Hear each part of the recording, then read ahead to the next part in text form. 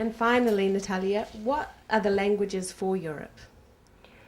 Europe is renowned for its multilingual profile. And when I talk about multilingualism, I'm talking about a situation when more than one language is spoken by an individual, or more than one language is spoken in a particular geographical area. And Europe qualifies for both. Europe is known in the world, and Europeans are known in the world as a multilingual entity, as a multilingual individuals. However, isn't it yet another myth for Europe that all Europeans are multilingual? Let's look at the statistics. In 2006, the European Commission launched a survey to assess the multilingual situation in the European Union. So it's 2006 data, obviously a little bit outdated. Still, a very interesting finding surfaced.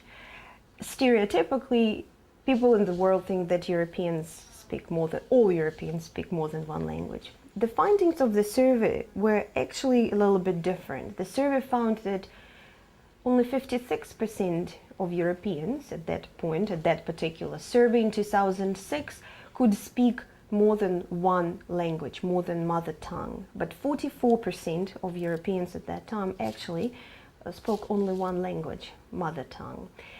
And so, in a way, that was discovered to be a little bit of a problem. And the European Commission and the European Union, which see multilingualism as a huge advantage to promote European integration and succeed economic progress, decided to embark on a much stronger action plan to support multilingualism in Europe and support the idea of individuals acquiring more than one. Actually, the plan is to have mother tongue plus 2 more languages.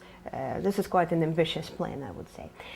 The survey found out the main reasons why people would like to learn a different language. You would think maybe for work, but actually it was more for traveling, for being able to watch movies and entertainment programs, and to communicate with friends in other countries. So the top reasons were actually quite interesting, and then only communication for work.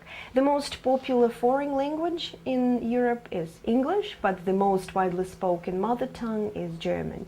So indeed, Europe presents a very interesting mosaic in terms of multilingualism. When the European Union is dealing with multilingual matters, it talks about several key concepts. It recognizes something called official state languages. So this is languages spoken as official languages within the boundaries of individual member states. It recognizes something official working EU languages. We have 28 members of the European community, but only 24 working languages, meaning that all documentation of the European Union is translated into 24 languages. Imagine the scale of this work. But the idea is that the citizen of every European Union country has a right to access the information about the community in his or her native mother tongue. And this is about warranting democracy, and it's about warranting citizens' participation in the process of European integration.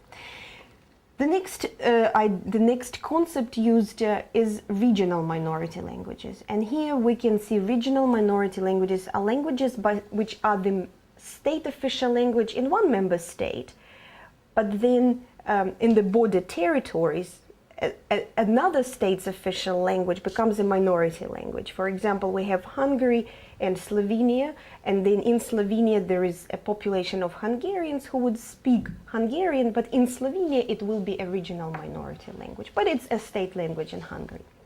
Then there are particular languages which are spoken within nation states, regional languages, but only within those member states. And for example, one of the examples is Breton, or this is a language spoken in France by a certain group of people living in a particular area. We also have something in Europe called non-territorial languages. For example, language of Roma people. Roma people don't have a state.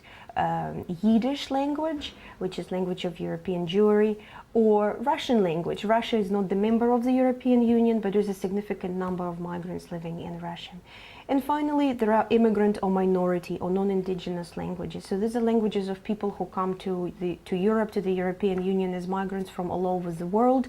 and their languages are not indigenous to the European linguistic landscape. So there's quite a diversity of classifications of how to look at the languages. The most important, there is a big commitment and a big investments on behalf of the European Union to support linguistic diversity in Europe, targeting all different levels from school, primary school, high school, to tertiary education and professional world. And again, multilingualism seen as an asset for Europe to succeed in the multipolar world. Europe is becoming more and more globally involved with the world, and it's also a competitive involvement. So Europe needs to be stronger. One way to ensure it that people and citizens of Europe communicate with each other in a more productive way.